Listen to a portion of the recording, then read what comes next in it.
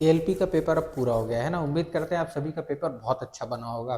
ठीक है, अब यहाँ पर बात करेंगे हम लोग थोड़ी सी कट ऑफ के बारे में। एक और छोटी सी चर्चा हमें यहाँ पर करना है। एक चीज मैं पहले बता चुका हूँ। ठीक है, यहाँ पर देखिए उन बच्चों का खास तौर पर ध्यान देना है जिनके नंबर 30 के पास हैं या फिर 30 से थोड़े से ज्यादा है। 30, 35, 28, 30, 35, 32, 35, 40। ठीक है, उन बच्चों के लिए यहाँ पर एक बहुत अच्छा मौका है।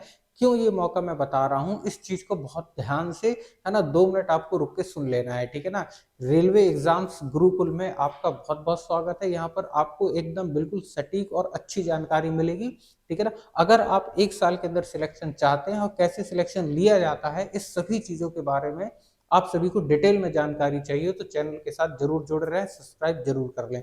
ठीक है, अब यहाँ पर देखो मैं सबसे पहले बात करता हूँ कि जो एएलपी का पेपर हुआ है उसके लेवल के बारे में थोड़ी सी और डिस्कस कर लेते हैं सबसे पहले। ठीक है ना। आपको पता होगा जो एएलपी का पेपर हुआ है ना, उसके लेवल में कुछ खास ज्यादा अंतर नहीं आया है, लेकिन कि हम मान के चलेंगे कि 20% का चेंज तो फिर भी आया ही आया है, एक शिफ्ट से दूसरे शिफ्ट में, है ना, या फिर डे बाइस डे में। जो 25 को हुआ, 26 को हुआ, 27 को हुआ, 29 को हुआ, 28 को हुआ। ठीक है ना, जितनी भी शिफ्ट में पेपर हुआ, जिस भी डेट में हुआ, तो वहां पर ऑलमोस्ट चेंज कितने का आया है, केवल 20% का। 20% का चेंज देखने में तो मामूली लगता है, लेकिन होता ये कई बार बहुत बड़ा चेंज है। ठीक है, और जैसा कि आपको पता होगा कि करंट अफेयर भी इस बार थोड़ी सी अच्छी पूछी गई थी, ज्यादा पूछी गई थी, है ना। आप लोगों ने करके आए हैं या आपने अपने दोस्तों से सुना होगा कि करंट अफेयर के क्वेश्चन 7-7, 8-8, 10-10, 12-12 आए हैं। ठीक है, अगर करंट अफेयर के क्वेश्चन इतने ज्यादा आए हैं, इसका मतलब कि करंट अफेयर में ऑलमोस्ट बच्चे पूरे नहीं कर पाते, ज्यादा से ज्यादा 1, 2 या 3 क्वेश्चन ही लगा पाते हैं, इससे ज्यादा नहीं लगा पाते, है ना। यानी कि हर बच्चों के 5 से 7 क्वेश्चन, 8 क्वेश्चन करंट अफेयर के एवरेजन छूटे ही छूटे हैं। इसका मतलब यहाँ पर आप देखोगे या आपने खुद महसूस किया होगा या जितने बच्चों से आपने महसूस किया होगा कि बच्चे ऑलमोस्ट एवरेज के हिसाब से अगर देखा जाए तो कितने अटेम्प्ट करके आए हैं क्वेश्चन, ऑलमोस्ट आप देखोगे 35, 40, 55।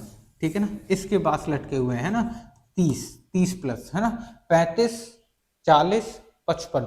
बहुत कम ऐसे बच्चे हैं जो 60, 65, 70 तक अटेम्प्ट करके आएंगे। ठीक है ना। अब यहाँ पर बात आती है, जो बच्चे ज्यादा अटेम्प्ट करके आते हैं उनके क्या सही होते हैं, ऐसा जरूरी नहीं है। मोस्टली 99% बच्चे जो 75 में 75 लगाया या 70 लगाया, एग्जामिनेशन हॉल के बाहर निकले, उनने कहा 65 65 लगा दिए हमने 75 में से। ठीक है ना, तो उनके कम से कम 12-12, 15-15, 20-20 क्वेश्चन गलत करके चले आते हैं। ठीक है, जिसकी वजह से माइनस मार्किंग में वो इन बच्चों से भी पीछे आ जाते हैं। लेकिन अगर आपकी एक्यूरेसी सही है ना, और आपने 30-35 नंबर भी अगर आपने कवर कर लिए एक्यूरेसी के साथ में, ठीक है ना, 30-35 नंबर कवर कर लिए, ये किस की बात हो रही है, रॉ स्कोर की, है ना।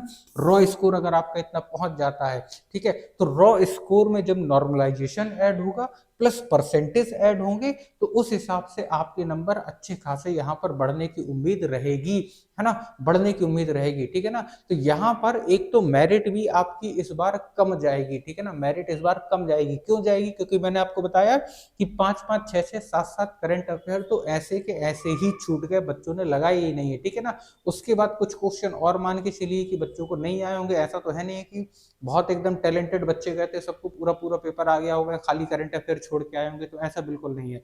और ऐसा भी नहीं है कि जो करके आए हैं उनमें 100% एक्यूरेसी रहेगी।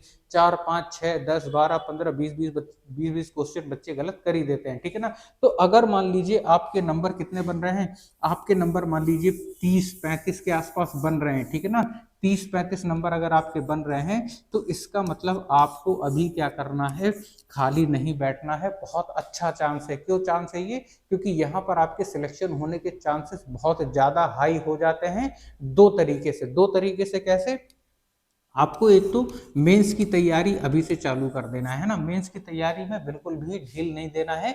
अगर आपके 30-35 आए हैं, इसका मतलब आपकी कहीं ना कहीं मैथ कमजोर थी, कहीं ना कहीं रीजनिंग कमजोर थी। ठीक है ना, तो यहाँ पर आपको मेंस की तैयारी शुरू कर देना है। ठीक है, मेंस की तैयारी जब आप अभी से चालू कर देंगे, तो जो प्री के नंबर होते हैं एएलपी में मेंस में नहीं जोड़े जाते। ठीक है ना, तो इसका फायदा आपको मेंस में मिलेगा जब आप अभी से चालू कर देंगे। जो बच्चे रिजल्ट का इंतजार करेंगे, है ना, कि पहले रिजल्ट आने दो उसके के बाद पढ़ लेंगे तो वो बच्चे ऑलमोस्ट पेपर से 99% बाहर ही रहते हैं।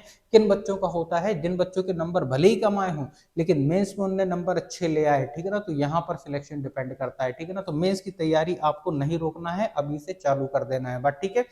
अगर मान लीजिए कि बाई चांस नहीं होता है और आपने 3 महीने मेंस में मेहनत की है ना, 3 महीने मेंस में मेहनत की है, तो बेटा 4 महीने बाद एनटीपीसी का भी है ना, चौथे महीने एनटीपीसी का भी है, आपको ये भी नहीं भूलना है। जब आप 3 महीने मेंस के लिए दे देंगे एएलपी में, तो एनटीपीसी का प्री आपका ऑटोमेटिक निकल जाएगा बिना किसी खास मेहनत के, जब आप केवल प्री यहाँ पर मेंस के लिए आप 3 महीने डेडिकेशन के साथ पढ़ लेंगे, ठीक है ना। तो अगर आपका मान लीजिए गलती से यहाँ पर में नहीं होता है प्री में एएलपी के पेपर में, और अगर मान लो हो गया तो बहुत अच्छी बात है, मेंस आपका बिल्कुल क्लियर हो जाएगा, क्योंकि आपने 3 महीने अन्य बच्चों से ज्यादा प्रैक्टिस कर ली जो कि बाद में शुरू करेंगे, ठीक है ना। यहाँ पे आप 3 महीने पहले ही तैयारी करना चालू कर देंगे, अभी से तैयारी चालू कर देंगे, अगर हो जाता है तो ये आपके लिए बहुत बढ़िया अपॉर्चुनिटी रहेगी। लेकिन अगर आप ये सोचते हैं कि रिजल्ट आ जाएगा, कट ऑफ आ जाएगी, उसके बाद तैयारी करेंगे, तो उसके बाद बेटा आपके पास 15-20 दिन या एक ही महीना बचेगा, बात ठीक है।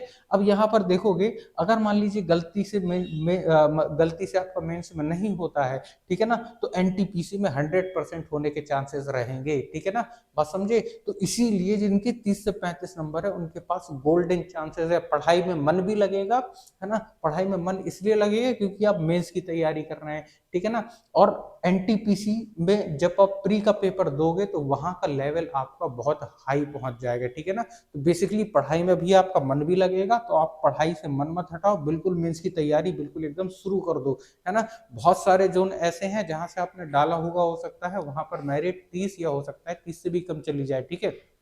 तो आपको ध्यान रखना है, ये मैं रॉ मार्क्स की बात कर रहा हूँ, ठीक है ना, रॉ मार्क्स। और ये 30 नंबर 75 में से लाना कोई बड़ी बात नहीं है, बहुत से बच्चों के होंगे, है ना, और बहुत से बच्चों के नहीं भी होंगे, हो सकता है, ठीक है, तो उन्हें भी मेहनत करने की जरूरत है अभी। लेकिन जिनके अगर बन रहे हैं तो वो इन्हें छोड़ना नहीं है इस मौके को, क्योंकि डबल मौका आपका इंतजार कर रहा है। अगर आप एनटीपीसी के लिए बैठे रहे और अगर आपका यहाँ पर मेंस में सिलेक्शन हो गया, फिर आप ना मेंस के लिए बचेंगे ना एनटीपीसी के लिए बचेंगे। लेकिन अगर आप मेंस की तैयारी करते हैं तो एनटीपीसी का प्री तो ऑटोमेटिक आपका निकल जाएगा, बस समझे, है ना। तो इस चीज को आपको दिमाग में बिल्कुल बैठाए रखना है ना।